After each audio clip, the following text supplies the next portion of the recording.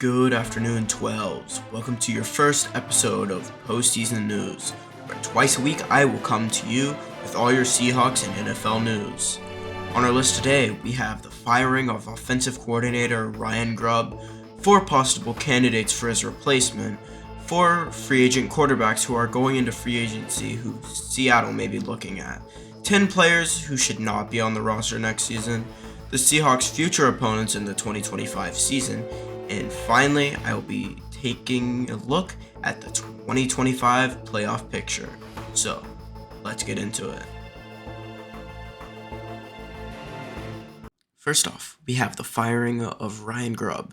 Grubb was hired from the University of Washington from their quarterbacks coach position, was hired as the offensive coordinator for the Seattle Seahawks in February of last year, not even a year ago, was announced to be fired on Monday. So, what does this mean for the Seahawks? Well, for one, we needed a new offensive coordinator. And per the 12 Man Rising, link in the description, there are 4 possible candidates that they mention. Well, that gets us to the next section. One option we have for the offensive coordinator position is the quarterbacks coach from the Texans, Jared Johnson, who has been in many different places in the NFL over the years, and even in Seattle in 2013. He was hired by the Texans in 2023 and is the one who got CJ Stroud acclimated to the NFL. Another fantastic option we have is passing game coordinator from the LA Chargers, Marcus Brady, who has experience being an offensive coordinator, working the role for the Colts in the 21 and 22 seasons. With him working with Harbaugh this last season, the former Michigan coach who McDonald spent time with in Michigan, another person who could fit is promoting our passing game coach, who in the past McDonald had spoken very highly of, Jake Peetz. Finally, we're going to look at the best option, the tight ends coach for the 49ers, Brian Fleury.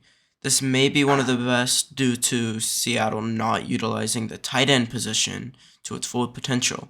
Also, if Seattle wants to utilize the run game, it would be smart to hire someone from Shanahan's coaching roster. Next up, we have 4 possible free agents who Seattle may be looking into this offseason as a replacement for Geno Smith. First off, we have my personal favorite current NFL player, ex-Seahawks backup Drew Lock. I know what you're saying. We got rid of him last season. Why would we get him back? Well, we know how well he connected with wide receiver JSN in the 2023 season versus the Eagles, as well as his recent game versus the Colts. His stats were immaculate, having a 73.9 completion percentage, 309 yards, 4 passing touchdowns, and 1 rushing touchdown. He does need to do some work as a game manager, but other than that, he could be a great candidate. Alright, an okay candidate is Mac Jones. Being a first-round pick in the 2021 draft by the Patriots, he is a somewhat bust, but this season with Trevor Lawrence being in concussion protocol, he was put in the hot seat. He did not do too bad, but we could see how he would do as a Seahawk. Next up, we have a very not well-known player who I've not heard very much about in the past year, Marcus Mariota, who I don't know how to really say his name, but since the 2020 season, he's only started 13 games, which is probably why he's not entirely known. I don't entirely understand why they mention him, but I guess he's a candidate for quarterback. Finally, we have Justin Fields, who I feel is the best option for us.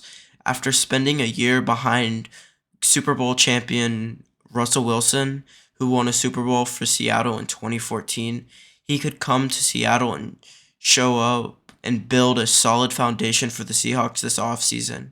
He started 1 year for the Bears with a terrible coaching staff, so bringing him into a Seahawks team who may have a solid coaching staff, he should be able to shine.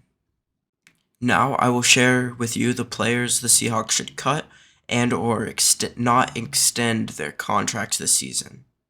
I will also put their cap savings on the screen when I mention their name.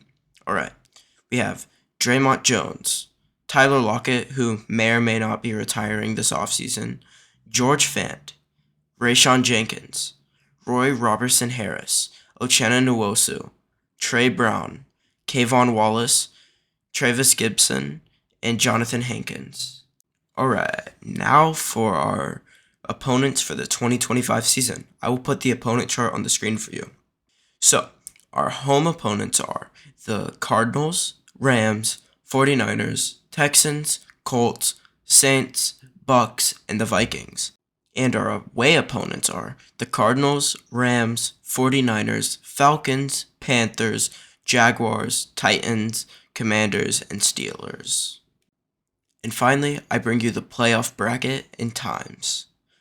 On Saturday, January 11th, the 5th seed LA Chargers face the 4th seed Houston Texans at 1:30 p.m. Pacific Time. And the 6th seed Pittsburgh Steelers face the 3rd seed Baltimore Ravens at 5 p.m. Pacific Time. On Saturday, January 12th, the 7th seed Denver Broncos face the 2nd seed Buffalo Bills at 10 a.m. Pacific Time. And the 7th seed Green Bay Packers face the 2nd seed Philadelphia Eagles at 1:30 p.m. Pacific Time. And finally, on Sunday, we have the 6th seed Washington Commanders face the 3rd seed Tampa Bay Buccaneers at 5 p.m. Pacific Time. Finally, your last game on Monday is January 13th. The 5th seed Minnesota Vikings face the 4th seed Rams at 5 p.m. Pacific Time. But also, the Kansas City Chiefs and Detroit Lions have their first round byes. So, this is all I have today. Till next time, go Hawks!